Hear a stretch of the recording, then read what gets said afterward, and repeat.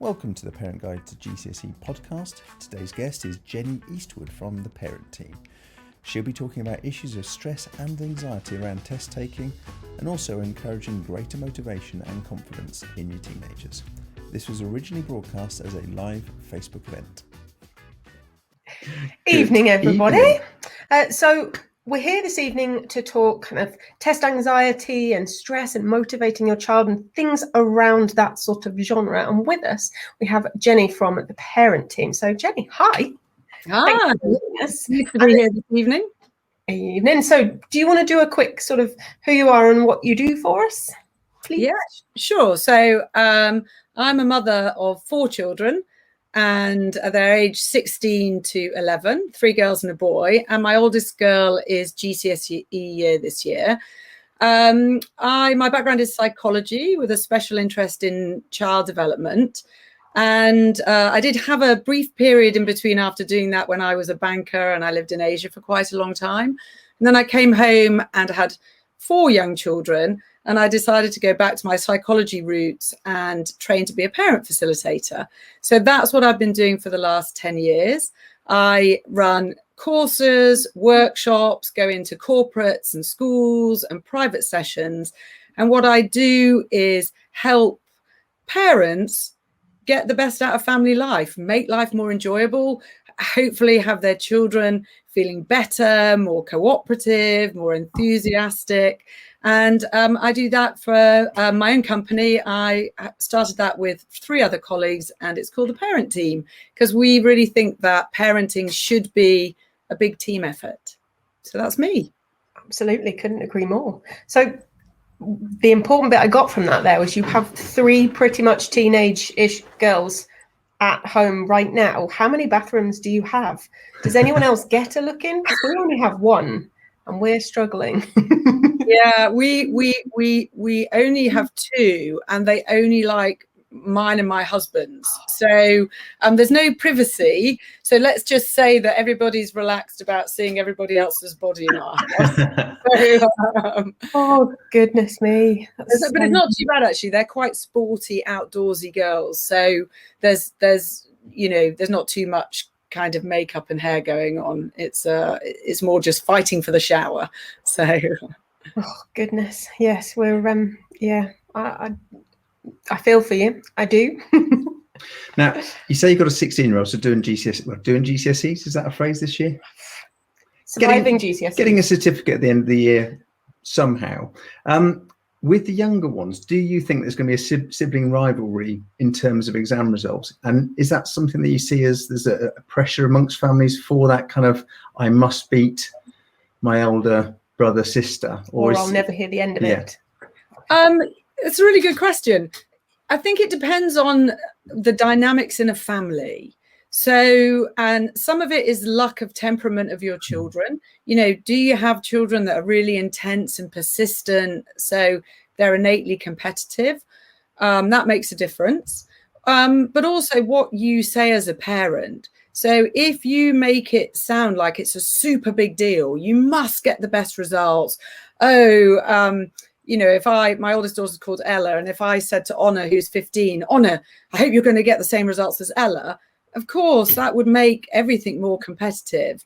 But I think if you're in a household where you make it less about the actual outcome and more about the effort they made and their own strengths and their own strategies, I think that takes the pressure off a little bit. And it's about, celebrating what each child's unique strengths are, as opposed to kind of pitting them against each other. So, and I get asked this question in this context all the time. And I always say it's really easy for parents to try and use comparisons to motivate, but comparisons don't really motivate. They just make siblings not like each other very much.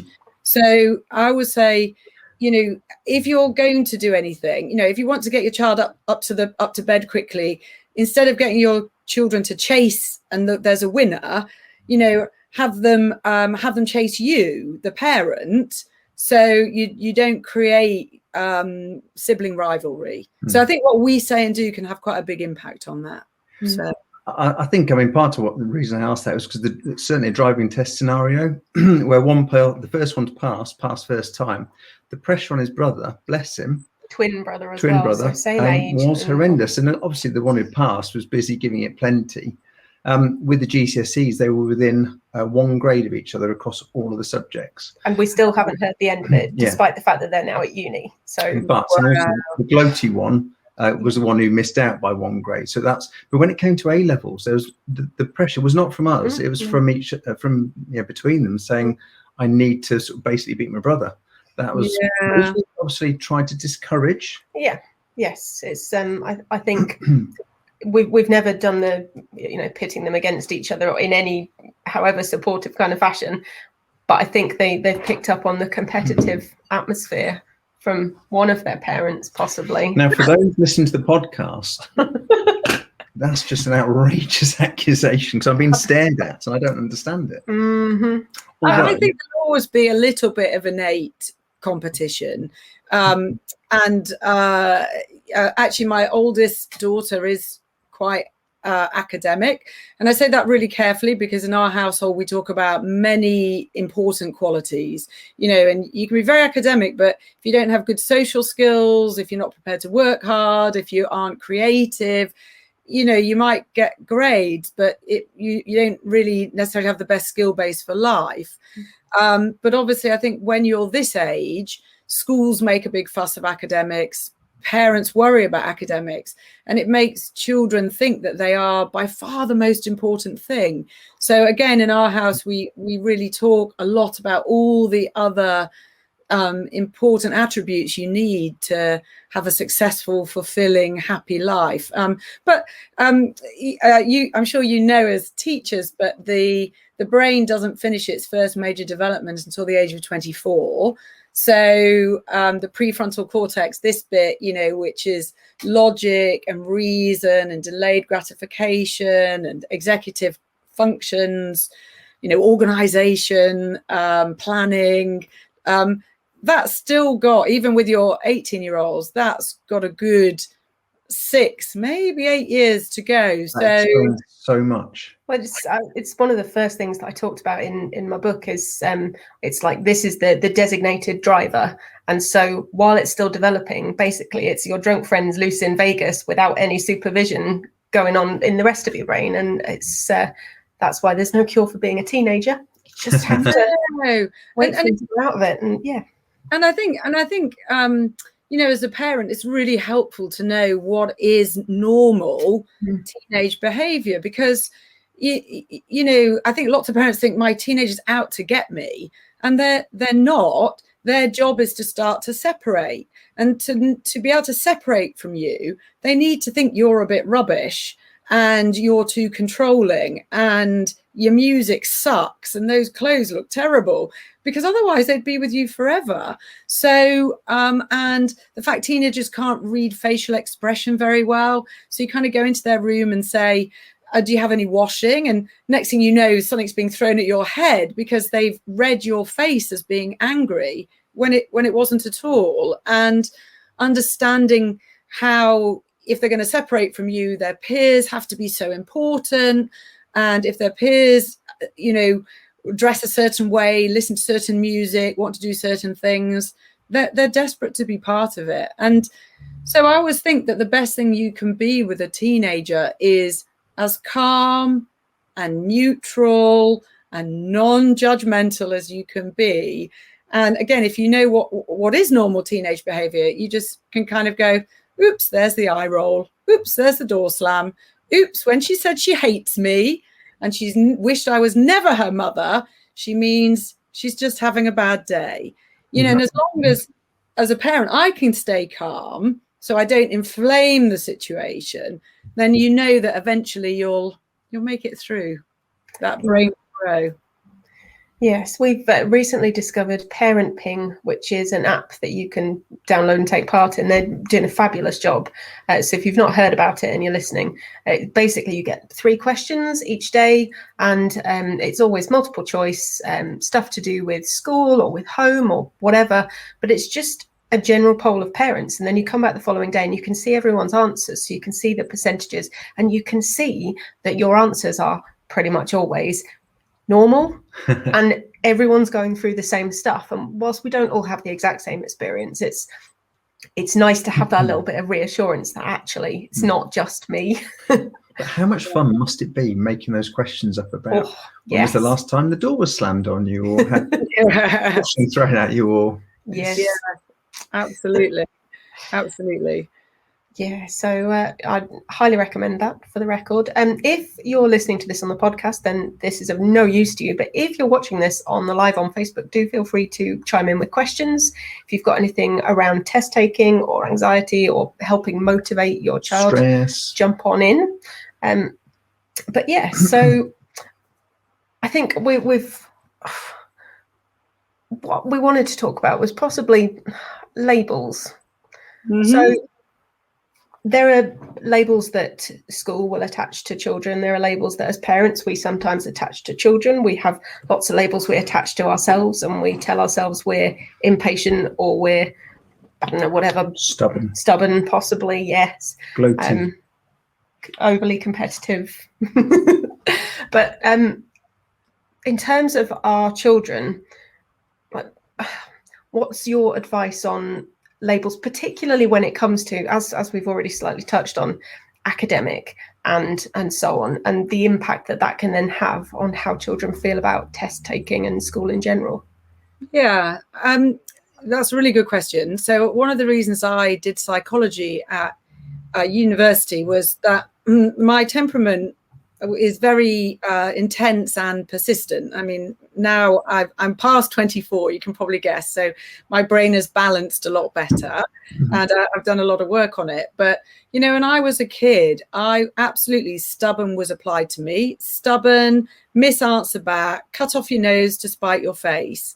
And emotions are incredibly powerful. Strong emotions are much more powerful, even as an adult, actually, than your prefrontal cortex. So as a child, you can say, I won't feel this way. I won't get angry. I won't get upset. But you can't really control emotions very well, particularly when you're young. And having a negative label attached to something that you can't control very well can be really, really difficult and damaging. So my advice is, stay away from negative labels. Negative labels. When parents normally want the best for their children, and we often use some techniques. We use some criticism, or some nagging, or we use some threats, or we use some comparison, or we use a negative label. And we do it from the best of intentions. We do it because we think it's going to motivate our children. But I always ask all of my clients who do my courses, and I say, you've had a busy day, and your partner comes in, and the first thing they do is complain about dinner and say it wasn't good enough and they didn't like it and you need to try better tomorrow. And I say, do you as an adult, if your partner says that to you, do you think, oh, I must try harder to make a nicer dinner tomorrow? What do you think? Or do you throw it at them? You know, so when you do an exercise, when you think about it at an adult level, there's from your own experience, and there's lots of research that shows that negative techniques, which we think are motivating, and you'd call that extrinsic motivation, don't work. They don't make anybody feel good. They make you think, I'm useless. I can never do it well enough. I'll never be as good as my brother. I am stubborn, and it doesn't get you anywhere. So because we ourselves as parents feel anxious. You think, oh my gosh, look at my child. Look at how they're behaving. Look at how they're doing in the schoolwork. Oh my gosh, what if they don't get the exam results? So we go into our emotional part of our brain, which is called the limbic system. And we release adrenaline and cortisol in our system. And that then causes us to say quite catastrophic things. You'll never amount to anything. If you don't pull your socks up, how are you ever getting a job? Or we say, if you don't put your phone down, you are grounded for 3 months. and all of this just takes up the emotional temperature in the house. And then your child doesn't feel good. You don't feel good. And your relationship is really stretched. So what I always recommend to parents is look for the good.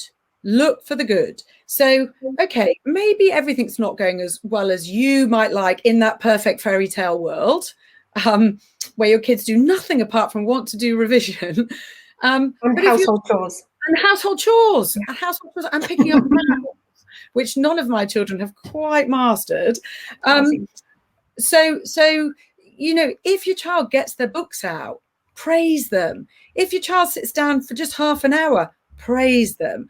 And really stay away from even a positive label. So never call your child clever, brilliant, amazing, talented, because that gives rise to something called a bit of a fixed mindset.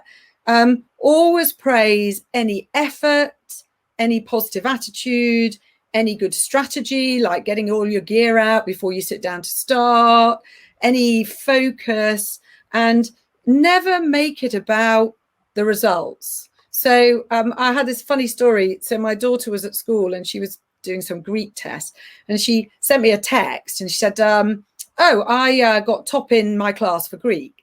So I thought, okay. So I sent a text back and I said, you must have done really good revision to get that result. And she said, didn't do any revision. Okay. So I said, that showed me you must have concentrated in your lessons with your teacher. I just stay away from any kind of clever, amazing, brilliant. And we always talk about or you can only ever put in your best effort. You can only ever try the best you can do, and you only ever improve in little steps. So you'll never go from being not great to being brilliant in one big step. It's got to be a series of little steps that feel manageable. So and I always encourage my clients, look for those little steps, just one little step at a time. Oh, look, you've got out of bed. And it's still the morning, and actually you've got your books, and actually you've sat down and you've opened your books, and really look to praise each little step, even when inside your limbic system is going, oh, it should be 6 hours of work. And, but if you concentrating on the negative will give you rise to a very negative cycle, and concentrating on anything positive will give rise to an improving positive cycle. Now, every trait, pretty much the research shows that almost every personality trait is about 50% genetic. So whatever you find challenging in your children, it's probably coming from you, your partner, granny, uncle, So in my house, everything good came from my husband, and everything challenging comes from my side, But so given that I was telling you I'm persistent and intense, one of my children is very similar, and in our house we don't use the word stubborn. We always say she's persistent, and sometimes her sisters and brothers say, stubborn. She's stubborn, but Mummy's persistent. But we were playing one of these family games. Sometimes you get these cards and you do it around the dinner table, and each card says, what's your favorite hobby? What's your favorite memory? And my daughter got the card that said, what's one character trait you're really proud of? And she said, I'm really proud that I'm persistent. And I would never have said when I was a child, I'm really proud I'm stubborn. But actually, they're kind of the same. So I just say to parents, if you look, you can find something good in your children. It's always there. It's just our brains are kind of designed to pick out the bits that we find challenging, or I don't know, that we worry about, and we tend to focus on those. But what you focus on grows. So if you focus on the fact they're creative, or you focus on the fact they're persistent, or that grows, and it becomes something that they're proud of. So that's a kind of long answer about labels. Be really careful of them. So I liked that a lot. And if you're listening and you're finding this useful and you want to know more about the whole fixed mindset versus a growth mindset, you want Carol Dweck's book Mindset. She is the inventor, creator, yeah. I don't know. She is no, you can't use the word genius. That's a label. Honestly, but wow. She's I got to hear her speak about it once, and it just makes so much sense. And she's been working on it for years and years and years. Yeah. So growth mindset, the more you work at it, the better you get. And I would recommend, actually, there's a if you go onto YouTube and look up her RSA animated clip, she's got a lovely clip which is about 10 minutes long, and it's perfect to show your children because it really explains mindset. And sometimes occasionally my children do a bit of music practice, and I remember one of them saying, I'm bored, I don't want to do any more music practice. And I said, growth or fixed mindset? And she'd watched the Carol Dweck video, and she said, oh, fixed mindset, growth mindset.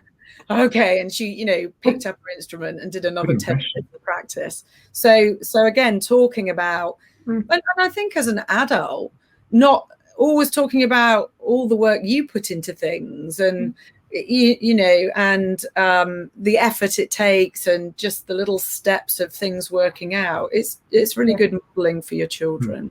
Yeah, definitely. I mean, sorry, I keep interrupting. Our motto is knowledge beats nagging. It's the more you know, the better you can do things. And none of us are perfect to begin with. We're all learning as we go along. And Vicky's commented that she's learning so much, and there'll be a new her from tonight.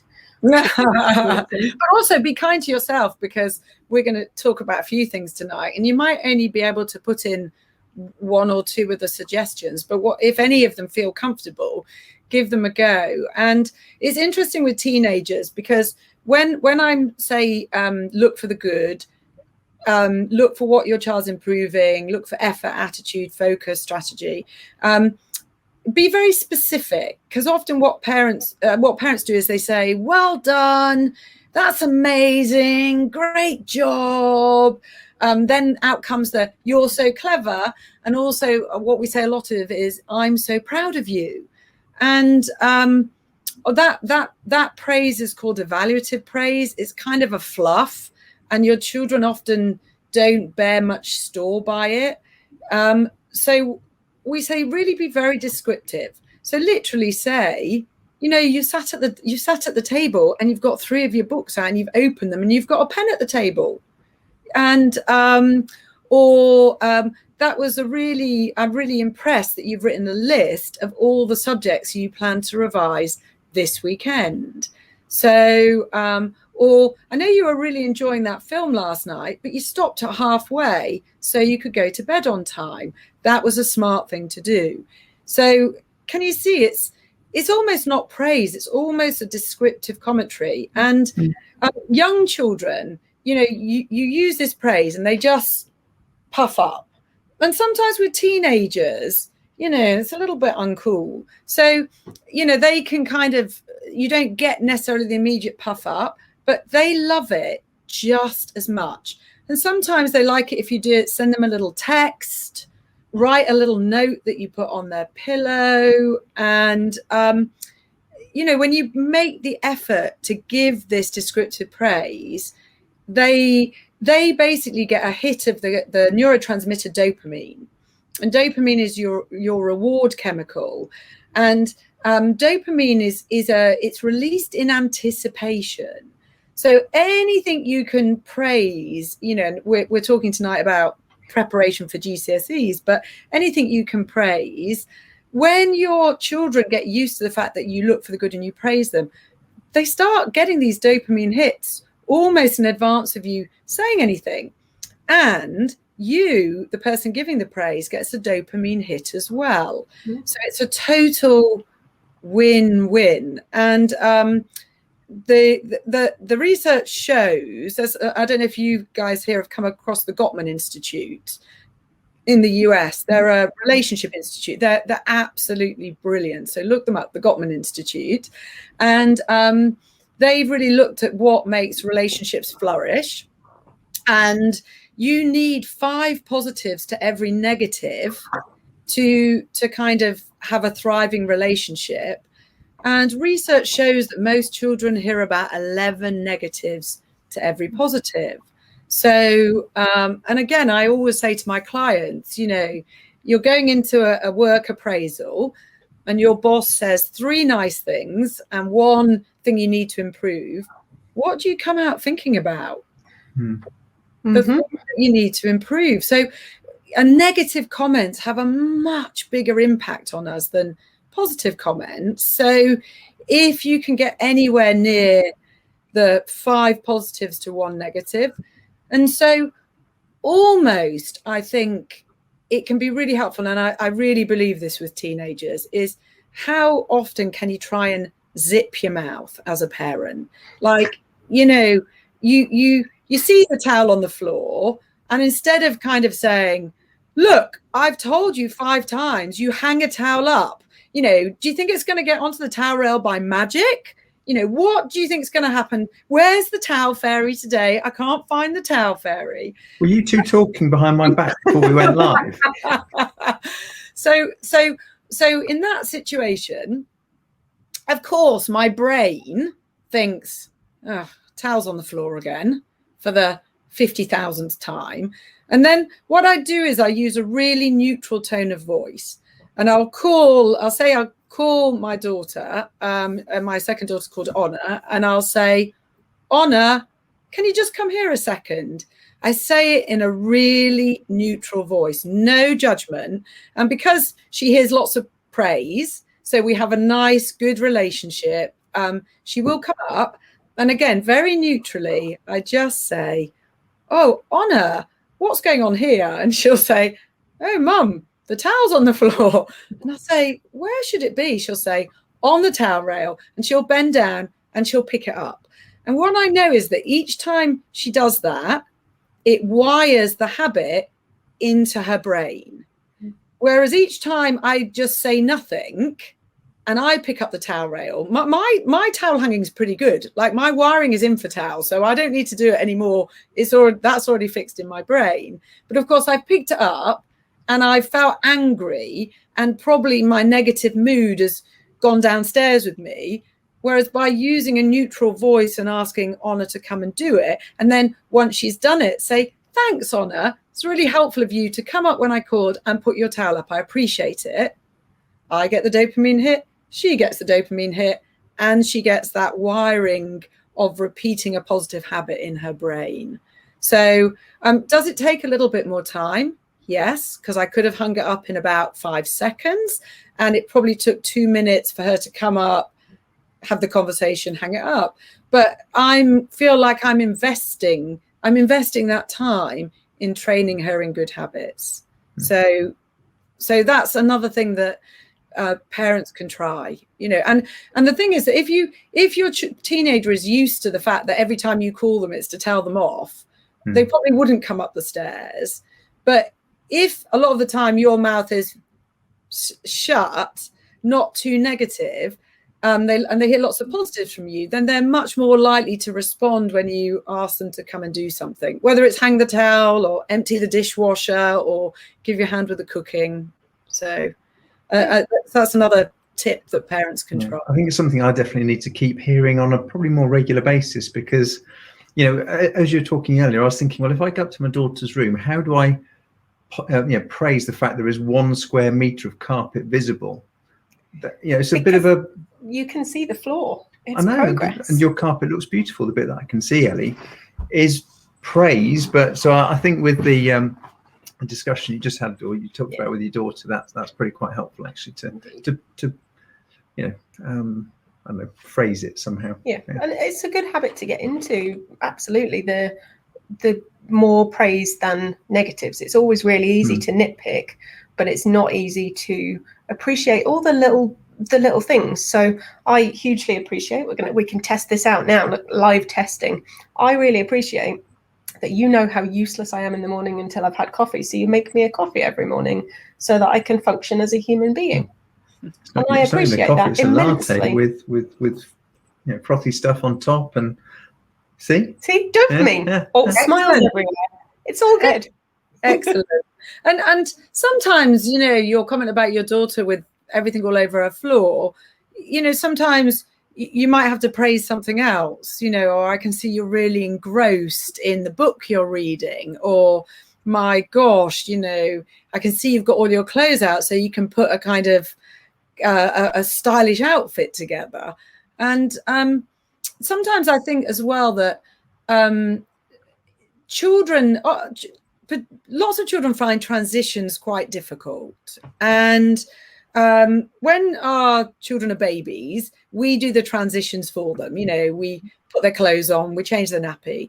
And then it's almost that once our children get to about 3 or 4, we just assume that they can easily do transitions because now they talk and they walk. So, hey, if I'm an adult, I can do transitions. They should be able to do transitions. But transitions are hard for a long time, and particularly because children are motivated, their basic drivers, their basic motivations in life are feeling secure, so your attention, primary caregiver's attention, having fun, pleasure, curiosity, so learning about things, not schoolwork, by the way, that doesn't fit the bill. But, what happens if I put a fork into a plug socket, or, what happens if I take a pen and I put it on the wall, that kind of curious. And once you get to tweens and teenagers, it's the peer group. So being in with the peer group. So they're the key motivators. So again, with schoolwork, I say to my clients, my clients will say, why doesn't my child want to get on with their homework? Or why don't they want to have a tutor session? And I'll say, right, homework, they've been at school all day, they've already done quite a lot of work. Let's see, which of those base instincts does homework fall into? Your attention, pleasure, curiosity, or peers? Oh, none of them. So lots of children don't have much internal motivation for schoolwork. Now, when you're getting more to the age of 15 and 16, it often is getting better. It is. Often they are getting some quite reasonable internal motivation. But sometimes as parents, we can just help support them, and we support them in a transition. And it might be as much as saying, I know you want to do your biology revision today. How can I help in any way? And would it help if I ask you some questions? Or would it help if I set the timer for 20 minutes and I came up and bought you a biscuit? So sometimes, it's very hard for a child to start something. And if we can support them in the transition to make that change, to sit down and start something, often they're away, they're off, they can do it. They just can't make the first step. Yep. So my 15-year-old, she shares a bedroom with her older sister, but her side is often can't see the floor.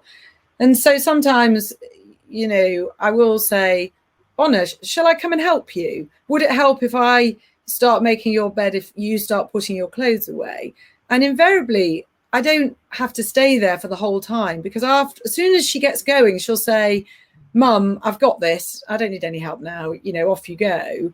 But she just couldn't quite take the first step. And again, if we get angry with them, come on, why didn't you get going? Why didn't you make your bed? Why don't you get your books out? Then again, you as the parent are getting anxious and angry, and that ups the emotional temperature in the house. And then your child is like, get off my back. Look, I said I'll do it. Like, who cares? And then they're absolutely not in a good frame of mind to actually get it done. So again, rather than nag, I always say, is there a way you can support? Yes. And that's another tip to try. Oh, yeah. Just something that occurs to me with the for the year 11s who are about to take exams or whatever they're called. Motivation is lacking for some people, and this is something we've heard from members where they don't see the point because they think the grades are kind of pretty much predetermined because nobody really knows exactly how the grades are going to be created this year, and that is a familiar. I don't see the point. Might sound like a bit of a teenage thing, but is it just back to I don't know, praising the tiny bit of effort they do, same as you said earlier? There is a point to it. We know there's a point to it, but that's because we have the rational brains that are, in theory, properly developed. Yeah, absolutely. It is the praise. And I would use another skill that I teach is something called emotion coaching. So because our prefrontal cortex is pretty strong, when our children struggle, we often go into being really rational. So they'll say, oh, I don't want to do it. What's the point? I mean, it doesn't mean anything this year. And we'll go straight into fix-it mode using our rational brain. We will say, no, there is a point because actually those grades will still be looked at by universities. And, you know, when you go for your first job interview, they'll look at those grades. And we've gone straight into fix-it mode. But when a child is feeling emotional, when they're feeling despondent, when they're feeling anxious, when they're feeling angry or upset, when adults use logic with them, they feel really disconnected from the adult. They really feel like, you don't get me, you don't know what I'm going through, and you know, you just, all you do is advice.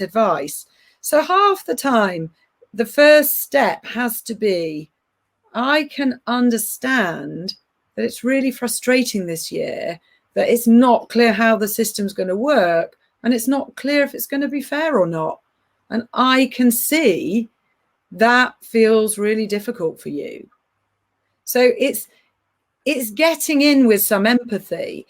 And again, I feel like as grown-ups, we're pretty good at empathy with our friends.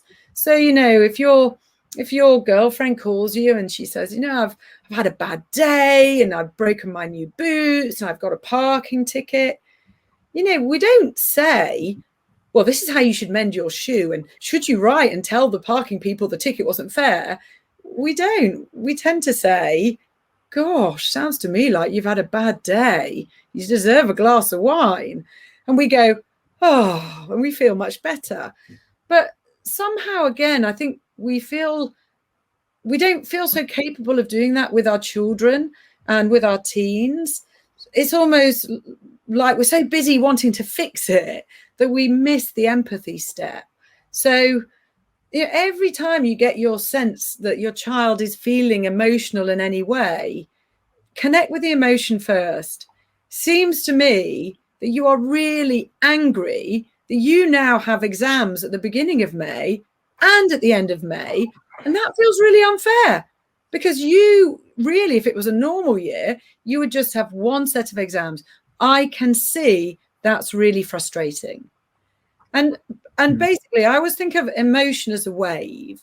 So your child's wave of emotion goes up, up, up, up, up. You know, they kind of get angrier and angrier and angrier. And so it takes a while for waves to come down. So if you want to bring a wave down, you know, if you deny their feeling, look, pull yourself together. I don't know why you're making a fuss. Everybody else is in the same boat. Nobody else is, you know, everyone else has got to sit 2 sets of exams. So, you know, stop making a fuss.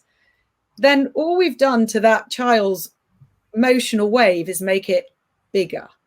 Or if we get involved saying, look, this is what you need to do. This is what you've got to get on with in the next few weeks. I've prepared a revision plan for you. Then that makes the emotion wave bigger. So actually, we've got to get in there with the empathy, saying, again, it's so frustrating, and kind of match their energy level. So if they're really angry, you can't really say, oh, that's really frustrating. You have to say, boy, that's frustrating. And then I would say, expect to reflect back their feeling anywhere between 3 to 5 times. And the brilliant thing is, you don't have to fix it. It's not your job to fix it. your job is just to it's basically just to re-regulate their emotional brain and their thinking brain. So you say, boy, that's frustrating. I can see you're annoyed. And then your child goes, yeah, because what's the point, right? And you say, I understand. I totally get it. It's hard enough revising once, let alone for 2 exams. Yeah, I mean, do you know, Mum, I am going to have to sit exams for 4 days in May and then do them all again at the end of May. I can see that is frustrating. It is. And what's for dinner, by the way? Because can you get that sense of how you calm down? But if you go in too quickly with advice or denial or pull yourself together comments, their emotional wave gets bigger and bigger.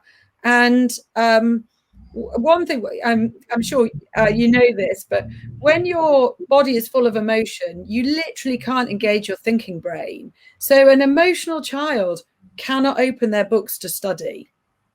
Forget it, because there is no space in their brain to concentrate on laying down learning, so kind of helping children self-regulate is a really key step that's a really key step for us to support our children with. So that was something I think we were going to ask about. We've talked before with another guest about the whole parasympathetic nervous system and resetting that stress response, because when your body gets stressed and overly emotional, you're releasing that flood of cortisol and everything, and adrenaline, and everything's just and everything goes fight or flight in your brain, and everything else, all of the other resources divert to that bit. And so the designated driver thinking part at the front is stuck outside with the door locked. And so we've talked about strategies, practical strategies that people can use just to help reset their body.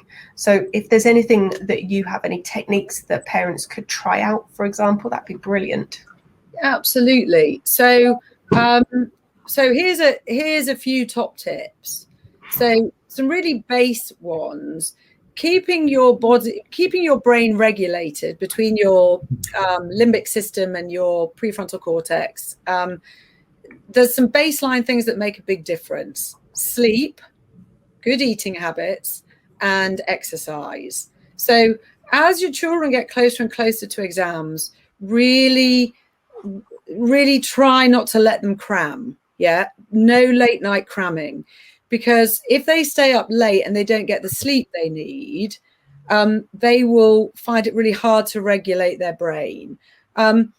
When your children are doing revision, make sure they have plenty of time to go on a walk, or, you might have a trampoline in your garden, go on the trampoline, go on their skateboard, but physical exercise. And, I'm sure, there's a lot of conversations around digital use with online schooling, etc. But try not to let your children just go from doing revision to playing an online digital game to going back to revision. So they're kind of baseline things. You can really help your children through making sure they've got good breathing techniques. And I don't know if you covered this with the other guest, but all my kids have been taught, and all my clients, I ask them to teach their kids to breathe, and it's super straightforward. It's just big breath in through your nose so your tummy pops out, and then hold for a count of 2 and blow out through your mouth for a count of 6. So if you do those 5 big breaths, you will help regulate your body. So as you walk towards the exam hall, it is absolutely normal that you will have butterflies in your stomach, that you've released adrenaline and cortisol. So knowing, though, that you can control it through your breath can be a really great thing. Now, I would say again, when you go into an exam, you want to feel some butterflies in your stomach. You don't want to feel like totally relaxed, like I could be on a beach, because that won't get the best. And if you talk to any, top athletes, they all feel the butterflies in the tummy, but they read it as being something useful and powerful, not as something really negative, even though physically it feels uncomfortable. So they can take the uncomfortable feeling and say there's something positive. The other thing that can be really helpful in the moment before you get into an exam, your strongest sense is your smell sense. So I always say, if there's a smell you really like, it might be your mum's perfume, it might be your dad's aftershave, it might be the fact your mum puts lavender on your pillow, I don't know. Any smell that you feel you like, put on a tissue, put in your pocket. And then, of course, you can look like you're blowing your nose. And that smell, that soothing smell will relax you. Another one, which sounds really simple, is touch is very powerful. So if, again, you're feeling anxious and you're walking towards an exam, run your fingers like this. And when I do it now, it feels a bit odd, to be honest. But when you're stressed, just that touch is very effective. If you've got a child, because I'm just giving you some tips for in the moment, but if any of your listeners have children who are generally anxious, so it's not just the half an hour before the exam, but you feel that their anxiety is really detrimental to their life in terms of they can't even open a book to revise because they feel anxious. They're saying for months, I'm going to fail. I'll never be able to do A-levels. I'll never get a job. I'm a loser. Then you have to do a little bit more work than just what I'm telling you. And so when I have clients with children who are just a bit more anxious, I get them to do some cognitive work well in advance of the exams, and it has to be done when their child is calm. And I get them to get a piece of paper and just talk to their children about the fact that your brain plays tricks on you. Yeah, your emotional brain plays tricks on your cognitive brain, and it does that by because feelings are so strong. You think that because they're strong, they must be right. But actually, feelings are not always right. So you can do a facts versus feelings. So a fact, I might have a feeling I'm going to fail. But the fact is, I've got good marks in my test results. I might have a feeling that, I'm going to open the exam paper and I won't be able to do any of it. The fact is, I've done lots of practice papers, and every one of those practice papers, my brain could concentrate on. So you literally write down on a piece of paper feelings, facts. And then the other thing that the brain does is it does this probability thing. And you know how often you don't like getting on an aeroplane? And I say to people, why don't you want to get on an aeroplane? Who doesn't like getting on an aeroplane? And, always in my classes, a number of people will say, I don't like aeroplanes. And I'll say, why? And I'll say, because it might crash and I'll die. And then we talk about how the brain doesn't get probabilities right, because it's much more dangerous getting in a car for 100-mile journey than getting on an aeroplane. So your brain looks at outcome without attaching the right probability to it. So after you've done the facts versus feelings, then you do a probability. So I will completely fail. What is the probability of that? Oh, actually, it's pretty low. Actually, the probability I'll fail every exam, it's less than 1%. And again, I go through each of the things and we put a probability. And that enables you to see, okay, that outcome I'm worrying about is a very negative outcome, but the probability of it happening is really, really low. And then the third thing that you do is you do a what if, what else? So you walk through probabilities. So what if I fail all my exams? Well, what else could happen? Well, I could resit them, or actually, as long as I get some of them, that will be good enough. So you do this what if to what else. So at the end of this exercise, it takes about 30 minutes. Your child has a piece of paper with it all written out on. And then when your child says to you, oh, I feel terrible. Oh, I'm having a hard time. I'll say, is it your smart brain or is it your worry brain? And, some of my kids I've done this work with, and they'll say, oh, it's the worry brain. And then you can talk to your worry brain and say, back in your box, worry brain, I'm not listening to you, and then you get your piece of paper out and you open it, and there's all the work you've got written down. And this is why you have to make the time to write it down. And then that piece of paper might come out 10 times before the exam. And is it perfect? Does your child say, oh, great, oh, I don't feel worried at all? No, but these are all, they're all support mechanisms for your child. Like, I've got my piece of paper, I can tell my worry brain to go away. I can start my breathing. I've got a handkerchief I can smell. And knowing that they have all these tools to help just stops their anxiety going through the roof. So what is super not helpful is when parents say, you're fine, there's nothing to worry about, it's all going to go really well, look, just don't worry. Because again, that's your logical brain talking to your child's emotional brain, and you haven't calmed your child in any way. All your child thinks is, you don't get me, you don't understand what I'm going through. It's all fluff again that you talked about earlier, the fluff. There's nothing really attached to those words. It's a platitude almost. Yeah. I love that everything you've talked about isn't just applicable for children as well.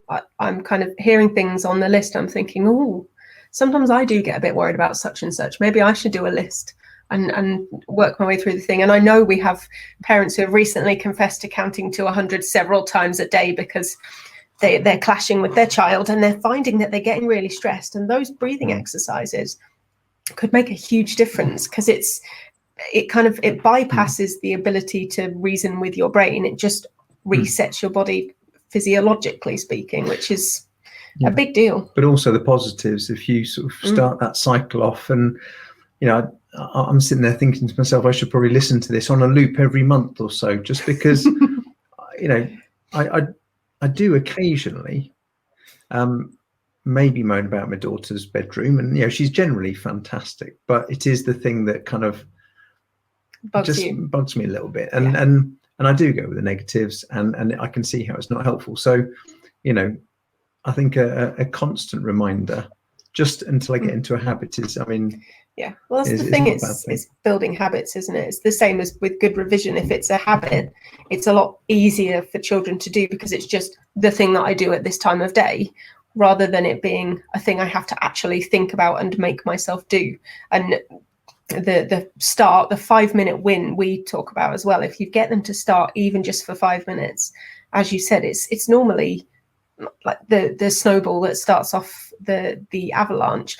I liken it to the giant pile of ironing that's taller than you are, and you can leave that in the corner for a few weeks until it becomes absolutely urgent and you're at the point where you're going to have to wear pajamas to work otherwise before you're willing to start. But once you do start, you'll pretty much get through all of it because you've started. But it's so easy to put off, and that's how our kids feel about revision, isn't it? So yeah, absolutely.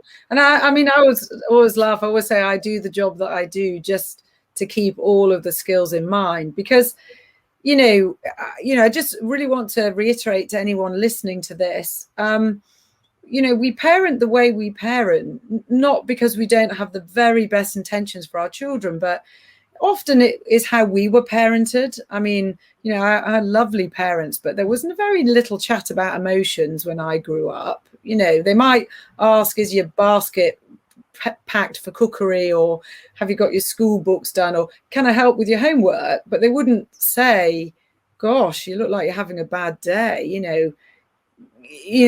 Are you anxious about something? Are you sad about something? And I think, this looking for the negative, it's very wired into our brain, because, we haven't always been top of the food chain. So historically, if you came out of a cave, which was only probably 10,000 years ago, actually, when we were all hunter-gatherers, and you looked for the good first, and you said, oh, look at the blue sky, smell the roses, hear the babble of the brook, something had eaten you. That yellow shape in the bush you hadn't noticed just had you for lunch. So our brains are really wired to be threat detectors. And 10,000 years ago, the threat was a wild animal, it was a poisonous plant, it was anything bigger that could physically harm us or stop us reproducing or kill us. And now it's man-eating towels on the floor. Yeah, and man-eating towels, homework that's not been done, complaints about the food you've provided. And as far as our brain is concerned, that's the threat that it's looking for. And a lot of it depends on what kind of expectations you have of your children. And there is definitely generational amnesia. It is proven. Okay. So, you probably remember that when you were a child, you always hung up the towel. But, if you could rewind, that was almost definitely I've never heard of that. Generational amnesia. Yeah. So, I often think it's about being realistic with our expectations for our children. It's a bit like sleep, isn't it? Our teenagers' brains, they're really designed to go to bed at 11 and wake up at about 8. And so they're not wrong to not want to go to bed. But how do we support them? Helping them get into a good routine, making sure they don't have their phones in their bedroom at night, because if their phones bing, they won't sleep. All those kind of things that you do to support them going to bed on time. But they're not wrong for wanting to stay up late, because that's their melatonin in their brain. So, I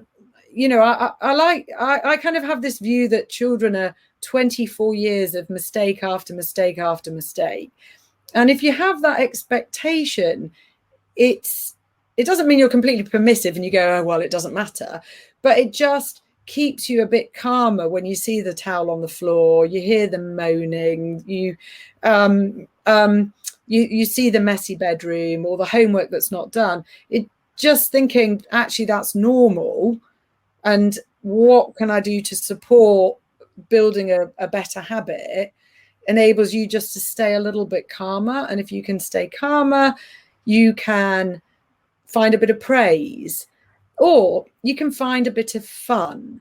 Because actually, when you talk about neurochemicals in the brain, releasing serotonin or oxytocin or dopamine, all the good neurochemicals that make you more motivated and make you feel good, a lot of those come from laughter. They come from physical touch. So if you can come up with a funny comment, or I don't know, even do a funny dance. I mean, my children think that I'm kind of slightly odd. Because mine do. But they laugh, they're funny. Mummy's got all these funny sayings and they all laugh, not in a nasty way, just in a family humor way. And of course, as soon as they laugh, they're much more likely to try to be engaged, to feel connected with you. But of course, if you don't have realistic expectations for teenage behavior, you just are feeling angry and cross and disappointed and resentful and let down all the time. And if that's how you feel as an adult, it's really hard to find some fun. It's really hard to find some praise. So there's a really good book called by, I don't know if you come across it, Tanith, Carey. And it's called What's My Teenager Thinking? And what she does is she breaks down pretty much every piece of teenager behavior you've ever seen and kind of explains what's going on in the teenager's brain, explains what's going on in your brain as the parent listening to what the teenager's saying, and then kind of decodes it. So that's a really nice book. And there's another really good teenager book by Bettina Hohnen, so The Incredible Teenage Brain.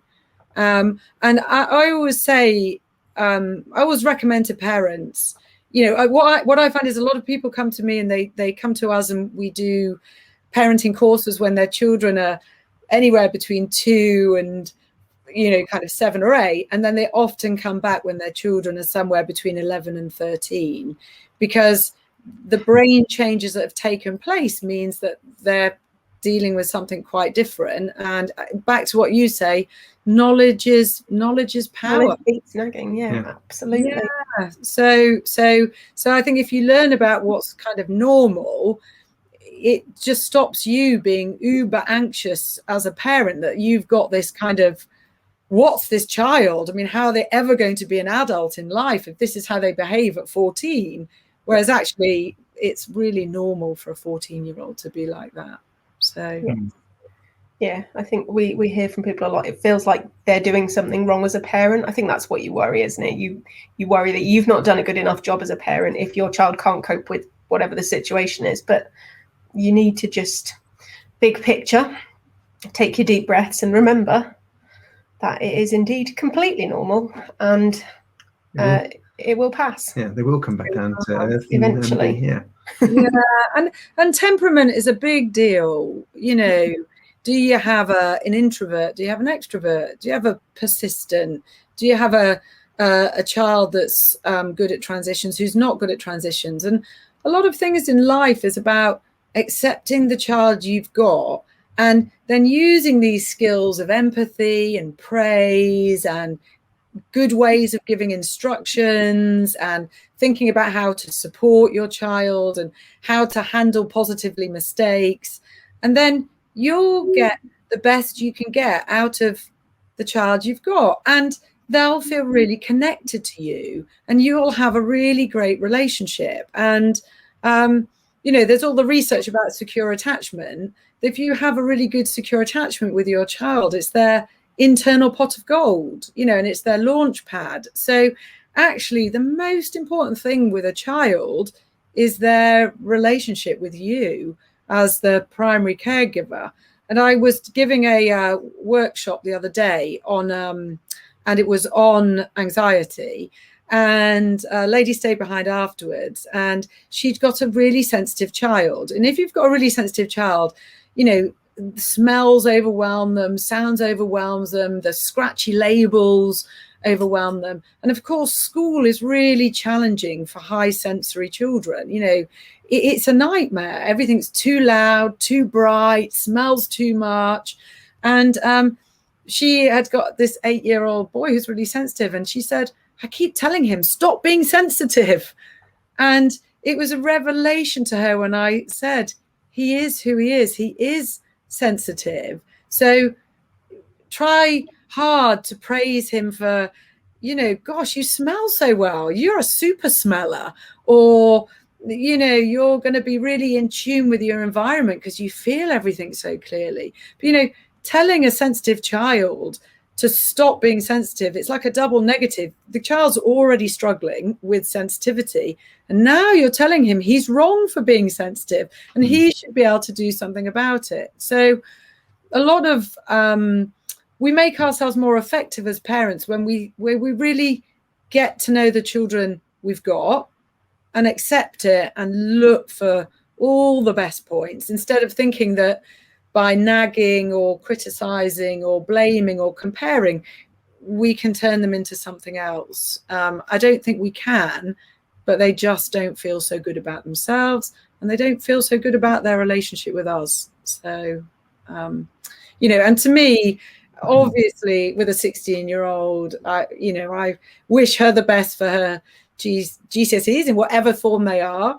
And she is definitely working pretty hard, taking exercise, sleeping, but you know, it's just one step in a much longer, broader road. And you know, we don't want to destroy our relationship with our children as a result of it. So you know, that would be my advice. But also, if you look for the good and you use a bit of praise, you know, it works really, really well.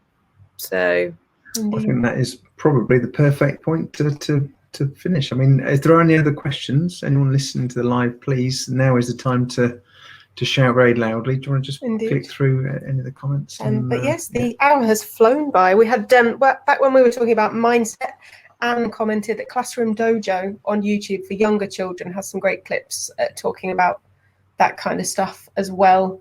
When we were talking about Carol Dweck's RSA thing. Classroom Dojo is something that they've probably, most of them have used at primary school at some stage anyway in terms of behaviour. So yeah, it's I think there's been a lot to take in. I know I've certainly got a few things where it's clicked in my brain and I've thought, oh yeah, I should probably try a different approach with that one.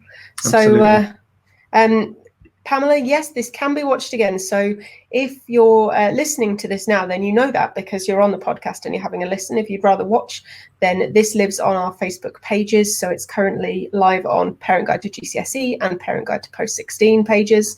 So you can come back and watch these anytime you like. You can make notes. You can decide which time bits you like. You do whatever you want, but it will appear on the podcast at some stage as well. And in the podcast, the show notes will have the references to the various books. Yes. And anything else that needs to go on there. Indeed. Yeah.